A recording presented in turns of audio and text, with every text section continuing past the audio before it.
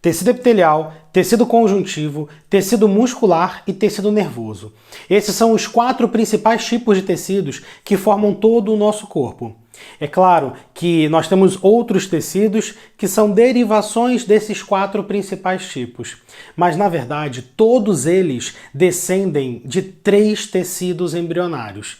O nome desses 3 tecidos embrionários você vai ver agora comigo. A gente vai falar de histogênese e de células-tronco, beleza? Vamos lá.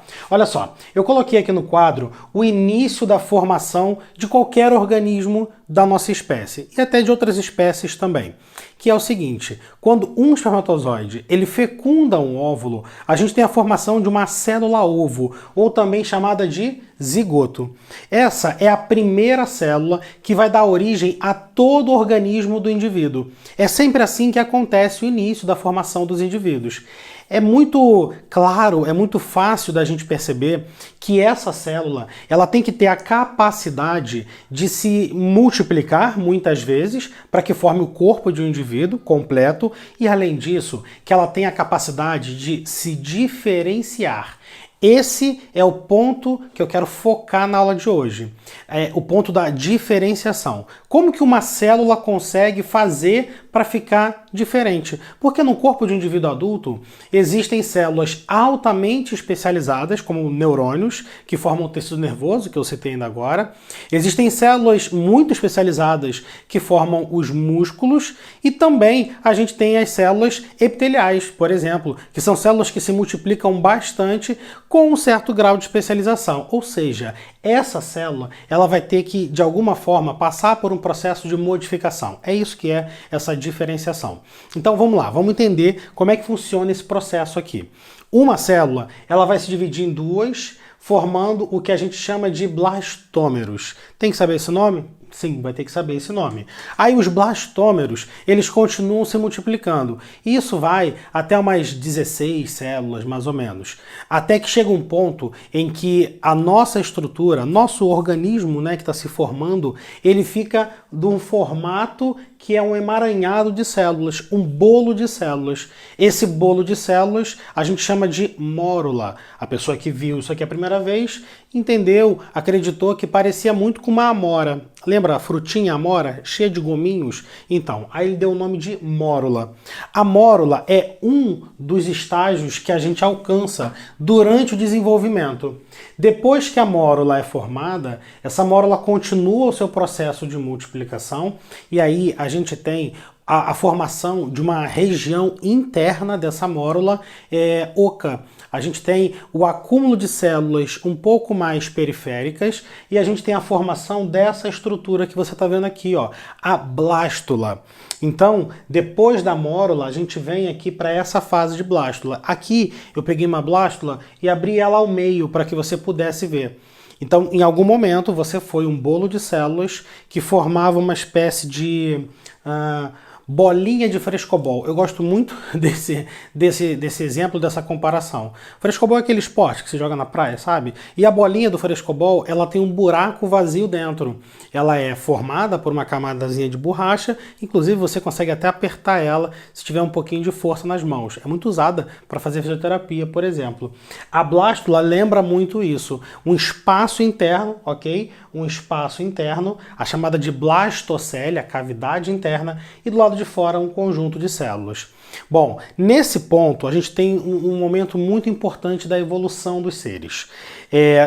Os indivíduos, quando eles vão se dividindo, vão se multiplicando, chegam no estágio de mórula e depois vão para o estágio de blástula, a gente tem aqui um ponto de virada, digamos assim, dentro dos reinos da natureza. O reino animal, ou os seres vivos que fazem parte do reino animal, são os seres vivos que chegam pelo menos ao estágio de blástula. Isso é uma boa classificação se você quiser guardar aí na manga para uma prova que eventualmente te pergunte isso. O que une todos os indivíduos do reino animal? O que faz com que todos os indivíduos que estão no reino animal sejam considerados animais? Porque se você parar para pensar, as esponjas, elas são animais também, mas não têm sistemas nem tecidos diferenciados, como nós temos. Então o que que une uma esponja e um ser humano? É isso daqui. É a blastulação, é a chegada ao estágio de blástula. Então aqui a gente tem o início dos indivíduos, digamos assim, do reino animal. A blástula, ela continua se dividindo, continua se multiplicando e aí acontece um processo muito interessante. Na hora que a blástula aumenta a sua quantidade de células, ocorre uma invaginação. Uma das regiões da blástula, ela adentra formando essa reentrância que você está vendo aqui, ó. Essa reentrância que acaba fazendo com que as células formem uma camada interna, diferenciando duas camadas de células nesse momento. Então, todos os animais que chegam até o estágio de gástrula, ou seja, que passam pelo processo de gastrulação, são animais que nesse ponto vão ter dois tipos de células bem diferenciadas. Vão ter as células que estão do lado de fora, que eu puxei uma seta e chamei de ectoderme. Derme lembra pele, Feitosa? É, mais ou menos, porque o que está acontecendo aqui é que nós chegamos no ponto onde temos os primeiros tecidos. Lembra sempre que tecido é o conjunto de células, tudo bem? Então, nesse ponto, você tem conjuntos de células diferentes e aí você já tem uma espécie de separação, inclusive de função delas. A ectoderme seria essa de fora aqui, essa que está de cor escura, tá pretinho, que eu puxei aqui para cima. E essa ectoderme, ela vai ser importante porque mais à frente, quando a gente chegar na fase de organogênese, que vem depois da gástrula, que é quando começam a formar os órgãos do indivíduo, essa ectoderme vai dar origem a determinados órgãos, a órgãos X, digamos assim. Na parte interna, naquela reentrância, a gente tem essa partezinha azul ali, ó. Essa partezinha azul, ela é, na verdade, uma outra camada de células, que a gente vai chamar de endoderme. Tranquilo? Então, endoderme, a parte de dentro, dentro, ectoderme, a parte de fora, beleza? E cada uma das duas dando origem mais à frente a tecidos diferentes. Mas e essa vermelhazinha que está aí no meio, Feitosa? Essa vermelha que está aí no meio, ela é muito importante no sentido de que separa alguns animais. Ela é chamada de mesoderme. Existe um pontinho de diferenciação que não está sendo mostrado aqui no meu desenho, que seria um estágio entre a blástula e a gástrula, tá? E calma, não é o blastocisto que eu estou mostrando aqui. O blastocisto eu já vou voltar a falar dele um pouquinho mais à frente. O que eu quero dizer é, quando a blástula está se desenvolvendo, virando gástrula, alguns animais param o seu desenvolvimento antes de ter a formação completa desse tecido interno que se chama mesoderme. Então existem alguns animais que chegam ao estágio de gástrula, mas só tem dois folhetos ou tecidos embrionários. Esse é um termo também que você vai ouvir muito falar, folheto embrionário. Você pode substituir por tecido embrionário, que você vai entender perfeitamente o sentido da frase. Então, existem alguns animais que vão ter endoderme e ectoderme somente. Esses animais a gente chama de diblásticos. Significa que são animais que são formados, que são oriundos de uma estrutura que só teve dois folhetos embrionários. Então guarda essas informações, porque quando a gente for estudar taxonomia, eu vou falar quais são os animais que são diblásticos, quais são ou qual é o animal que não chega ao estágio de gástrula. Esse eu posso até falar agora, são as esponjas. Os poríferos só chegam ao estágio de blástula, tudo bem? E quais são os animais que são triblásticos? Triblásticos são animais que chegam ao estágio que tem a endoderme, que tem a mesoderme e que tem a ectoderme. E ainda passam desse estágio. Vão formando lá os seus órgãos, vão formando lá os seus sistemas a partir desses três tecidos embrionários. Então, a parte que eu queria muito que vocês se ligassem é que os 4 tecidos que eu citei no começo dessa aula, tecido epitelial, tecido conjuntivo, tecido muscular e tecido nervoso, que são os principais tecidos do nosso organismo, eles são, de alguma forma, filhos, são derivados da endoderme, mesoderme e ectoderme. E você vai ter que saber o que cada um desses 3 tecidos embrionários pode formar no indivíduo mais à frente, beleza? Vamos só colocar aqui alguns nomes importantes. Por exemplo, quando a mórula vira blástula, a gente tem a blastulação acontecendo. Quando a blástula vira gástrula, a gente tem a gastrulação acontecendo, tá? Nota, isso é importante. Mas eu deixei escrito aqui embaixo uma setinha e puxei para uma estrutura chamada de blastocisto. O que significa isso? É que o blastocisto é um estágio intermediário entre a blástula inicial e a gástrula, que vem logo após. Mas por que eu foquei, por que eu coloquei esse blastocisto aqui? É porque essa é a fase em que ocorre o processo de nidação, em que ocorre a ligação do bebê com a mãe. Na hora que acontece lá a fecundação e o zigoto é formado, ele vai se dividindo, vira mórula, chega no estágio de blástula, mas durante esse período ele está indo, rolando mesmo em direção ao útero materno. A fecundação acontece na tuba uterina da mãe e aí o bebê vem rolando até chegar lá dentro do útero da mãe. Na hora que esse bebê chega no útero materno, na hora que ele chega lá na região que ele pode se implantar e se conectar com essa mãe, ele está na forma de blastocisto. E aqui, cara, tem um ponto muito importante, tem um detalhezinho muito importante. Essas células que estão do lado de fora desse blastocisto, eu vou puxar uma setinha para cá, elas são chamadas... e as de dentro também, deixa eu puxar uma outra setinha para cá, assim, ó. As de dentro são chamadas de embrioblasto, ok? Embrioblasto, ok? E as de fora são chamadas de trofoblasto.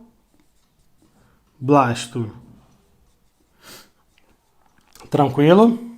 Na hora que o indivíduo, na hora que o bebê, ele se conecta ao útero materno, são as células de fora que formam o trofoblasto que vão crescer, se multiplicar e formar um tecido chamado de sincício-trofoblasto. Esse tecido é uma massa de células que vai crescendo cada vez mais e vai dar origem depois ao córion e à placenta, que são órgãos que são anexos embrionários que ajudam o bebê a se manter nutrido durante a gravidez. Enfim, esse tecido, ele possui uma grande quantidade de células que podem ser utilizadas. Mas aí calma, eu estou falando agora do embrioblasto, tudo bem? Então a gente tem a parte de dentro, que é o embrioblasto, e a parte de fora, que é o trofoblasto. O trofoblasto faz essa formação desse tecido que eu acabei de falar. Enquanto o embrioblasto, ele vai ser o responsável por formar o embrião, por formar o bebê. Essas células que estão aqui no meio do embrioblasto são células muito importantes para que a gente consiga se formar. São células que têm que ter a capacidade de gerar todas as outras células do nosso corpo, porque é a partir dali que a gente vai ter a formação do bebê propriamente dito. Então eu coloquei o blastocisto aqui embaixo para você saber que é a parte, ou melhor, que é o momento da nossa divisão, do nosso processo de desenvolvimento, que a gente se conecta com a nossa mãe.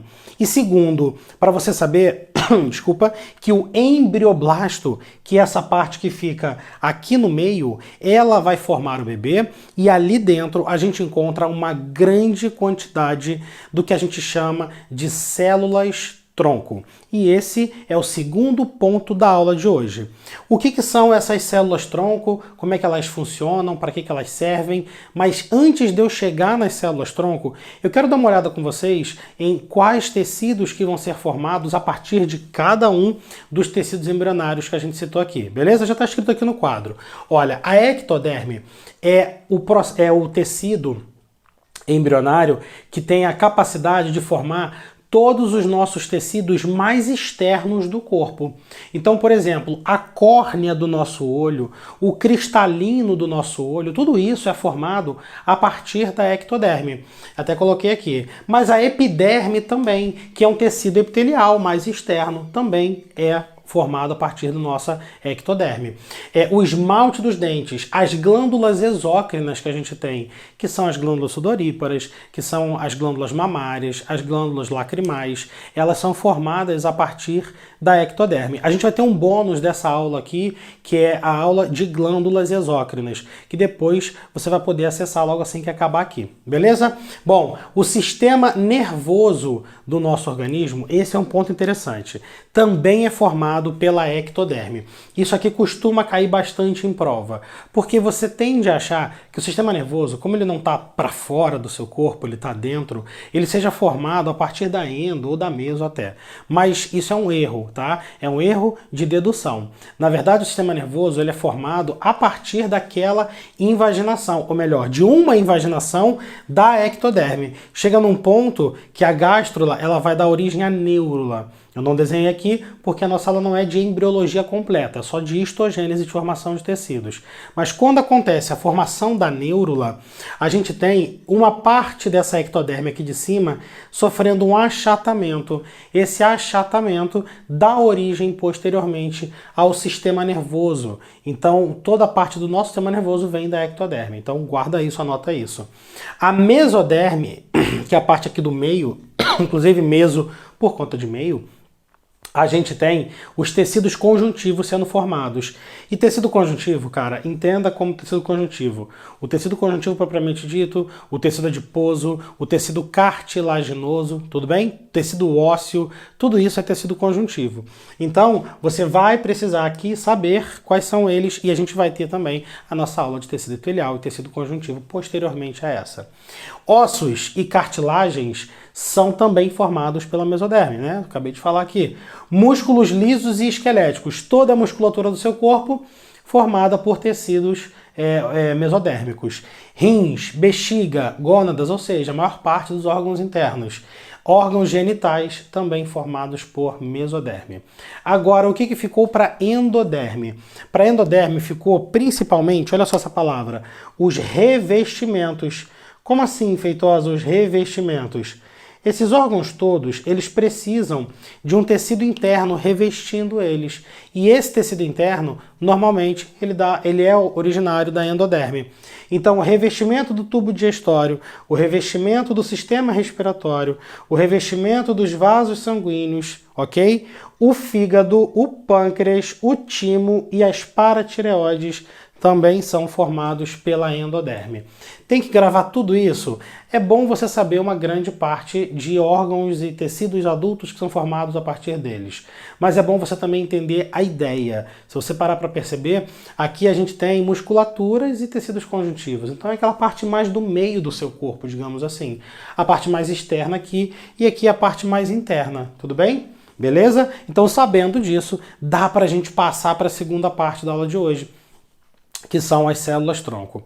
Olha só, eu falei para vocês aqui que durante todo esse processo a gente tem um crescimento, uma proliferação de células e a gente tem também uma diferenciação. Esse é o nome, é a palavra que é o segredo para você entender células-tronco.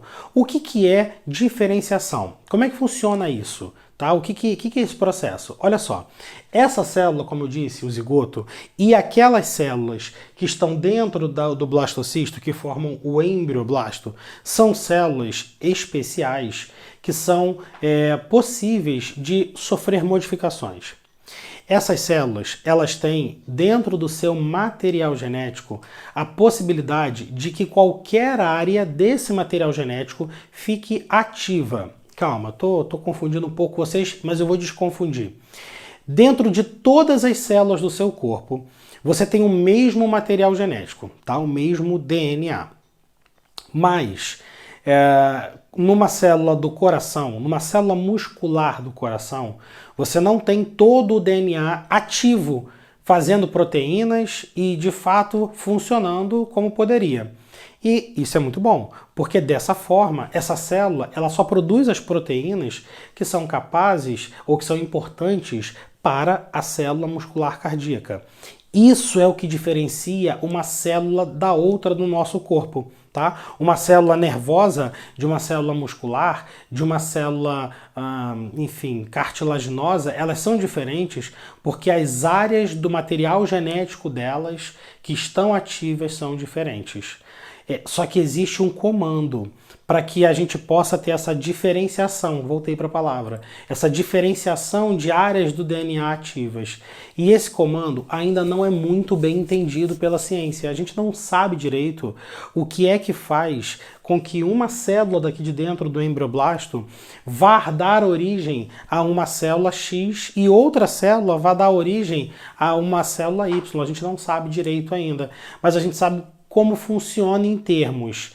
Basta que essas células recebam estímulos externos e também sofram algumas ações internas de proteínas que já existem ali dentro. Dessa forma, acontece, a gente entende que acontece o processo de diferenciação. Foi descoberto isso da seguinte forma: quando você pega uma célula dessa, que é chamada de célula-tronco, justamente porque é uma célula coringa, porque é uma célula que pode virar outro tipo de célula, e coloca dentro de um tecido já adulto, essa célula entende quem são as coleguinhas que estão em volta e ela se modifica virando uma célula daquele formato. Tipo uma Maria vai com as outras, sabe? Ela consegue perceber as substâncias que estão rolando ali no espaço entre as células e acaba se transformando numa célula daquela. Isso foi muito interessante porque a gente começou a tentar descobrir como funciona o processo de diferenciação e acendeu uma ideia aos cientistas de que as células-tronco podem ser usadas como terapia ou como um fim terapêutico. Dá para a gente curar pessoas, reconstruir tecidos a partir da utilização de células-tronco sendo colocadas nesses tecidos. É claro que o auge desse processo seria a gente conseguir fazer um paraplégico andar, um tetraplégico voltar a mexer o corpo. Se a gente conseguisse consertar aquela medula espinhal do indivíduo, colocando células-tronco no local onde houve um corte, onde houve uma secção, seria o auge do processo. Isso não é totalmente dominado ainda, tanto que não é possível ainda fazer isso. Mas muitos progressos foram descobertos e desenvolvidos a partir do início desses estudos. Tudo bem? Então vamos lá falar de célula-tronco rapidamente aqui, ó. Eu coloquei alguns nomes nessa primeira parte. Botei assim: totipotente, pluripotente, multipotente, unipotente. Isso que está escrito aqui para vocês é a classificação, um degradê de potencialidade dessas células-tronco. Tudo bem? Então aqui eu vou colocar assim, ó, que essa é a separação de potencialidade, ok? Dessas células-tronco. Como assim, Diego? Potencialidade. Células que são totipotentes são células que são totalmente potentes em relação à diferenciação. Então, uma célula que seja totipotente é uma célula que ela é totalmente indiferenciada e ela é uma tela em branco. Ela pode se transformar em qualquer célula do seu corpo. Isso é muito bacana. É como se fosse a célula mais poderosa, a célula-tronco mais poderosa que a gente tem. Ela tem uma capacidade muito grande de se dividir, de se proliferar, de se multiplicar, que inclusive é outra característica comum a todas as células-tronco, se multiplicam muito e tem uma capacidade de se diferenciar em qualquer uma. Tá, essa aí é bacana, essa eu gostei. E aonde que eu encontro essa? Somente aqui, ó, durante a formação do indivíduo. Quando você tem mórula e a mórula se desenvolve, vira blástula e chega aqui na fase de blastocisto, na região do embrioblasto, por isso que eu citei ainda agora, essas células que estão aqui dentro são células-tronco totipotentes. Elas podem ser utilizadas. E aí, cara, começa uma grande discussão que eu quero só levantar essa bola aqui com vocês. Para que você possa usar células-tronco totipotentes, você vai precisar retirar elas de um embrião. Isso aqui é um embrião que está desenvolvendo, tá bom? E aí, como é que funciona isso? Você pega uma agulha de precisão e tudo mais, e aí você coloca aqui dentro desse blastocisto e você puxa essas células lá de dentro, separando elas e depois levando ao laboratório para que elas possam ser cultivadas, proliferadas e aumentadas a ponto de termos um quantitativo que seja viável à sua utilização. Bom, então quer dizer que para você ter células-tronco do tipo totipotentes, você vai ter que destruir um embrioblasto, você vai ter que retirar de um embrioblasto, olha as aspas, você vai ter que matar um embrioblasto? A resposta é sim. Mas por que eu usei aspas matar? Porque é aqui que mora a grande discussão que cai nas provas e podem ser perguntado para vocês. Isso daqui, nesse ponto, é considerado um ser vivo? É considerado uma criança que está crescendo, se desenvolvendo? Ou é só um bolo de células que ainda nem chegou na fase de gastrulação e aí por isso não tem nem tecido nervoso, não tem dor, não tem consciência? É muito complicado a gente chegar a uma conclusão sobre esse processo, porque isso envolve convicções e até dogmas religiosos. Além disso, algumas áreas do nosso direito tentam discutir e conversar sobre isso, para saber se aqui a gente já tem um indivíduo, se já tem uma vida. A verdade é que a utilização de células-tronco embrionárias, já grava esse nome aí, embrionárias, que são encontradas no embrião, elas são regulamentadas em alguns países e outros países ainda não são regulamentados. Vale a pena depois dessa aula você dar uma pesquisada sobre isso, para você ver como que se encontra esse quadro nesse momento que você está assistindo essa aula. O que eu quero que você saiba é que em alguns países, a maior parte deles, os embriões que estão congelados, que foram oriundos de fertilização in vitro, eles foram autorizados a serem utilizados depois de um certo tempo de inatividade para as pesquisas com células-tronco. Como é que funciona isso? Uma mãe que precisa ter filhos e seu companheiro, ou enfim, ou a pessoa que ela quer ter o filho junto com ela, eles fazem uma fertilização in vitro. Essa parte acho que você domina e sabe o que é, como é que funciona. E aí a gente tem a formação de um zigoto. Esse zigoto, ele precisa ser cultivado antes de ser colocado dentro do útero da mãe. Não sei se você sabia disso. E aí o zigoto, ele precisa ser cultivado fora do corpo até chegar mais ou menos à fase de blastocisto. Quando chega nessa fase, que eu até comentei que era onde acontecia a nidação, a junção dele com a mãe, é que esses blastocistozinhos, e eu falo esses no plural porque é assim mesmo, eles são colocados dentro do útero da mãe. Muitos são colocados para alguns ou apenas um vingar. Essa é uma característica da fertilização in vitro, nem todos se desenvolvem. Então, dessa forma, o médico tem que escolher quantos blastocistos ele vai colocar lá no útero da mãe. Às vezes ele coloca 3, às vezes coloca 4, às vezes coloca 5.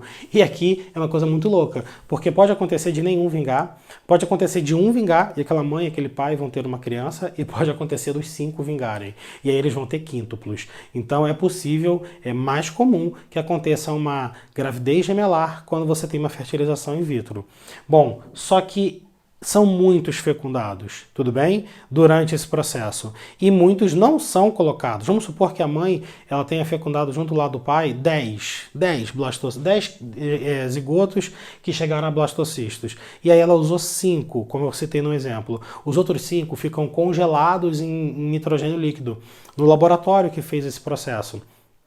E aí essa criopreservação ela é mantida durante anos lá naquele local. Se ela não for utilizada, depois de um certo tempo, aí pode ser autorizado em alguns países a utilização dessas células-tronco para pesquisas e em outros países para terapia. Tudo bem? Essas são as células totipotentes. E aí eu já quero então puxar uma setinha aqui para baixo, olha só. Aqui a gente tem a classificação de acordo com a origem dessas células. Uma classificação de acordo com a origem dessas células-tronco, tudo bem? Elas podem ser vindas do embrião, e aí são chamadas de embrionárias. E elas podem ser adultas, que eu vou chegar mais à frente daqui a pouco, além de poder ser induzidas, que eu vou também falar um pouquinho melhor. Mas totipotentes, somente embrionárias. Beleza? Depois vem pluripotentes, multipotentes e unipotentes. É legal você gravar, sim, essa nomenclatura, tá bom? Esses 4 nomezinhos ali. Existem até outros nomes que podem aparecer para você, mas na maior parte das provas são esses 4 nomes que são cobrados. O que seriam as pluripotentes? Quem são essas células-tronco pluripotentes? São células-tronco que podem formar uma grande quantidade de tecidos mas não todos os tecidos. Perceba que as células totipotentes elas podem formar qualquer tecido do indivíduo. Inclusive, vão também formar os tecidos extraembrionários. Agora, as células pluripotentes não. Elas vão formar somente os tecidos que vão ser, de fato, tecidos que vão dar origem ao corpo do indivíduo. Beleza? Então essas células-tronco pluripotentes são células-tronco encontradas na endoderme, na mesoderme e na ectoderme. São células que vão dar origem aos tecidos adultos do nosso organismo. Tem uma diferença muito grande já da pluripotente para multipotente. A multipotente são células-tronco que você já encontra no adulto. Ah, então calma aí, feitosa. TOT e pluri você encontra no embrião. Perfeito. TOT e pluri você encontra no embrião. As multipotentes você já encontra no indivíduo adulto. Tem duas células-tronco muito famosas que eu vou usar como exemplo aqui. Multipotentes. Tem uma que fica dentro da medula óssea vermelha, que se chama hemacitoblasto, o nome de uma célula. Ela é capaz de gerar qualquer célula do tecido sanguíneo. Então, olha só, ela é uma célula que com certeza ela veio da endoderme, beleza? Ela foi responsável por formar as primeiras células sanguíneas e tal do indivíduo, e ela se diferenciou nesse tal de hemacitoblasto.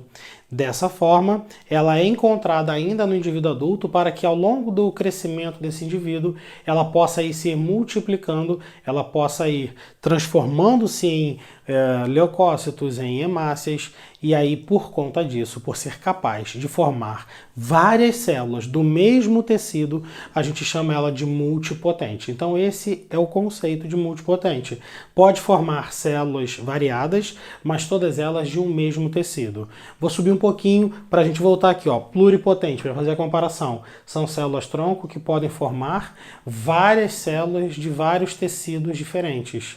Tá pegando a ideia? E as totipotentes são células que podem formar qualquer célula do corpo.